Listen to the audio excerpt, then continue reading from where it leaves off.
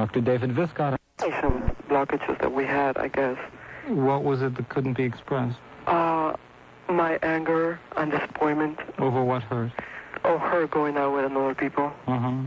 Had that been the way it had been all along? Pretty much, yeah. So you knew? I knew, yeah. So why were you disappointed? I guess it's because I also saw there was something special between us, between ourselves, and there was something that we didn't work out from the very beginning of our relationship. You didn't? Excuse me? Something you didn't work out? Yeah, something. What was that? I guess we were too afraid just to get involved very serious with each other. To commit? Yeah. Okay, you wanted to, she didn't? Yes. Okay, so that she was true to herself all the way to the end, right? Pretty much, yeah. Okay, so she didn't love you enough to commit? Yes, I guess so. Okay? But if she didn't love you enough to commit, she never loved you enough to commit. I know what you're saying, but excuse me, but it's very hard for me just to understand it. Well, she didn't love you as much as you loved her. Isn't that what you felt all along? No. Excuse me? Isn't that what you felt all along, George? That she didn't love you as much as you loved her? Well, yeah, that's true. Okay. It's really true. So if that's true, then a lot of what you saw in the relationship was what you needed to see in the relationship. Right. So a lot of the relationship was made up. And what you're having trouble giving up, she's gone now, but the part of the relationship that was made up still lives inside you. Right.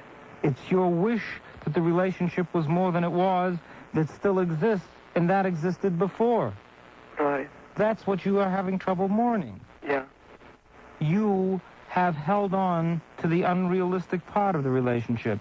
If the part of the relationship that you're still holding on to, the wish that she loved you, if you had not had that part during the relationship when you were together, right, what would the relationship have been like? If I hadn't done... If you hadn't believed she loved you more than she did. Oh, God, how could it... I think it'd be gone. In other words, it never was. Yeah, I guess so. So you're in love with an illusion.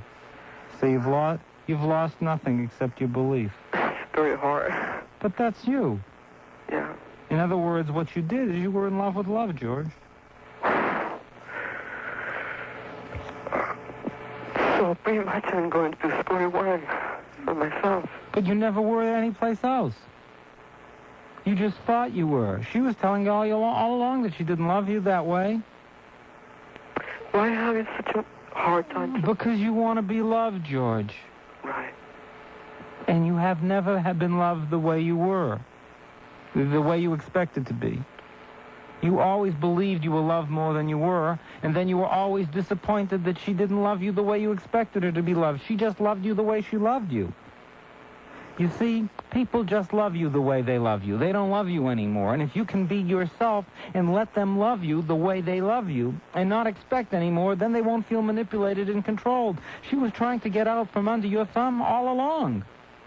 Right. She really liked you. But you demanded so much and were so desperate and so clingy and made her protest and say things that she didn't want to say. Prove to me, show me, tell me that she couldn't get away from you fast enough. How can I help myself, or... George, you have to love yourself first. You have to stop looking for the world to prove that you're lovable. You're just what you are. Give the world a chance to be themselves. If you really love another person, let them love you as they love you. If it's not enough, they're wrong for you. If it's enough, you'll know it. But don't pretend. Just remember, the thing that you've lost is your belief. That belief can be brought out with another love, but don't invest it in someone who's not worthy. Let the love grow between you be a thing that is real. Don't imagine love. That's the kind that hurts the most.